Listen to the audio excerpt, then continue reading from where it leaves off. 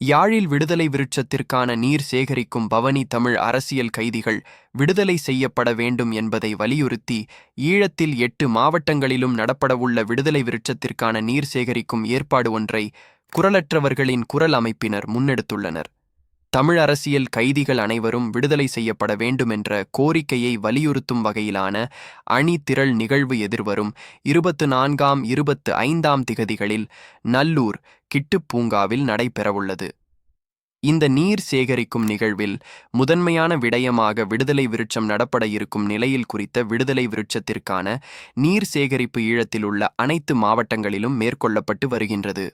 ஆகையால் தன்னார்வலர்கள் மற்றும் பொது அமைப்புகள் உங்கள் பிரதேசங்களில் விடுதலை விருட்சத்திற்கான நீரினை சேகரித்து கிட்டு பூங்காவில் இடம்பெறும் அரசியல் கைதிகளின் விடுதலையை வலியுறுத்தும் நிகழ்வில் கையளிக்கலாமெனவும் தெரிவிக்கப்பட்டுள்ளது. அது மட்டுமின்றி தங்கள் பிரதேசத்துக்கு வரும் நீர் சேகரிக்கும் ஊர்தியிலும் தமிழ் அரசியல் கைதிகளின் விடுதலையை வலியுறுத்தி ஒரு குவளை நீரை நீங்களும் வழங்க முடியும் என குரலற்றவர்களின் குரல் அமைப்பினர் தெரிவித்திருப்பதாக பத்திரிகை செய்திகள் தெரிவிக்கின்றன. நன்றி, வணக்கம்.